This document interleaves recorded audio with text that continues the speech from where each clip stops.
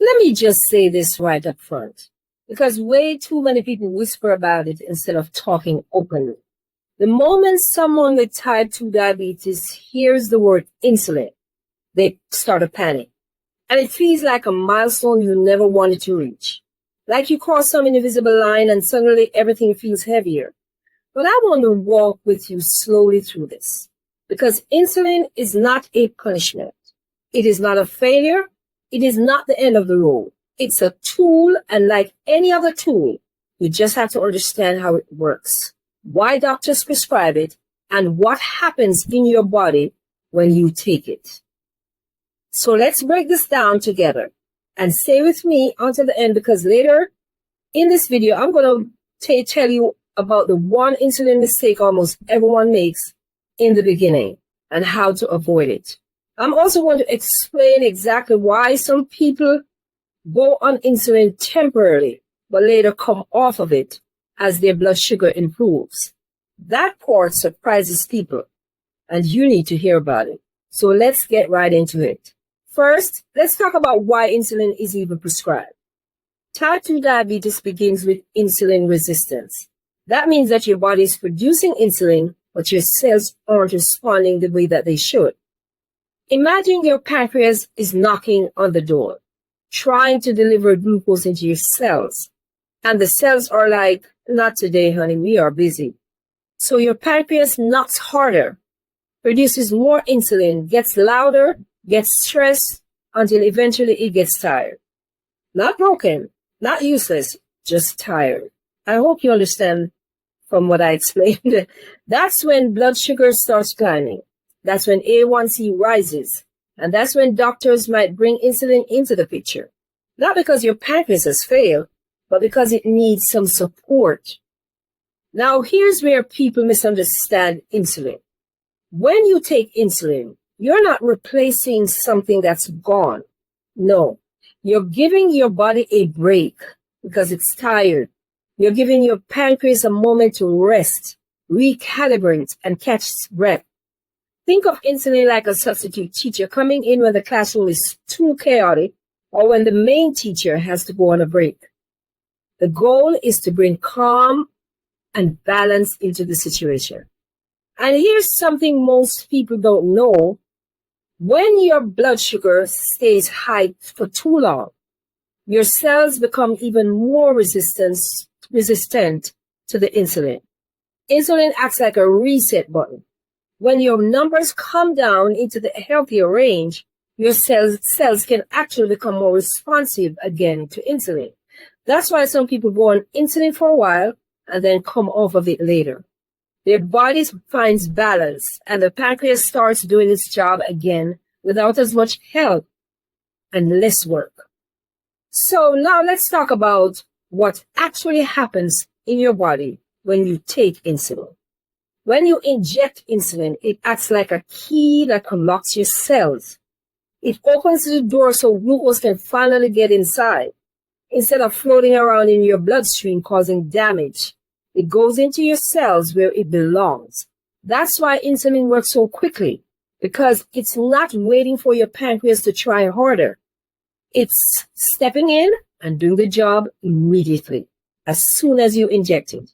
Your blood sugar begins to drop, your thirst decreases, your energy improves, your vision clears up, if it was blurry before, and your body stops feeling like it's running on emergency mode. And if you didn't know this, high sugar thickens your blood. But insulin helps ease that pressure and calm everything down. But I'm going to be honest with you. The beginning can be tricky. The biggest mistake people make when starting to take insulin is assuming that their body will react the same way every single time. No. Insulin depends on what you eat. When you eat, your stress levels, your sleep, your activity, and even hydration. If you don't eat enough, insulin can drop you too low. If you eat more carbs than planned, insulin may not be enough. That is why it's important to monitor yourself. It matters, not to scare you, but to teach you how your body responds to insulin, food, and medication. Everyone's patterns are different, And insulin helps you learn your pattern. Now let's address something that people are afraid to say out loud.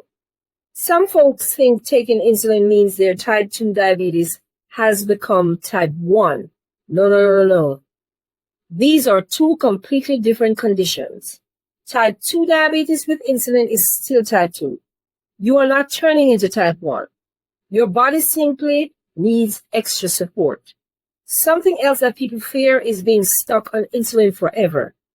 I want you to take a deep breath now. Yeah.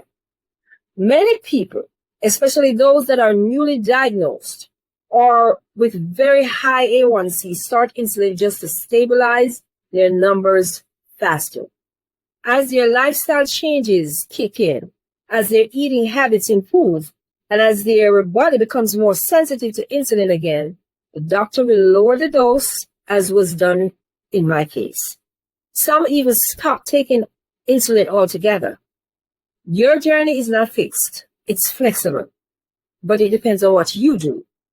Now, here's another important point that I have to say again, so that you can get clarity. Insulin does not work alone. It works with your habits. Moving your body makes insulin work better. Eating balanced meals, especially meals with fiber, protein, and healthy fat. It makes insulin work smoother. Timing your meals matters. Staying hydrated matters. Sleep matters. Stress management matters. All these support your insulin, whether it's natural or injected. Now, I want to show you something powerful that ties everything together. I created two supportive guides for people just like you. One is the Diabetic Combat System, and the other one is How to Conquer Sticky Blood. These guides walk you through understanding your numbers, your blood sugar numbers, lowering your blood sugar naturally, improving insulin sensitivity, and supporting your body so that you can feel more in control, whether you're on insulin or trying to avoid it. And because I care so much about people at the beginning of this journey, because it's not easy when you just get diagnosed, I also created a free ebook just for you. It's called What to Do the First Days After Being Diagnosed with Type 2 Diabetes or any diabetes. If you or someone you love is just starting out, this ebook is a lifesaver. It gives more clarity, confidence, and the exact steps that you need in that overwhelming first month of being diagnosed. Before we go, make sure you subscribe and hit that notification bell, because the next video is something that everyone on this healing journey is going to need to know about, and that is discovering the quick fix for high morning blood sugar levels. That's the number people struggle with the most. And I'm going to break it all down in this next video. And make sure you grab the bundles that I just mentioned, the free ebook and the other two. Please stay encouraged, stay determined, and remember, insulin is not the end of your journey. It's only a tool to use for temporary. And you're still in control of your story. And guess what? You got this. And I got you. Once you're subscribed to this channel, I'm going to feed you with all the information I have, my experience, and what I have researched, so that you can be more equipped. Because a lot of times people fail is because they don't know. But now you do. Thanks for watching.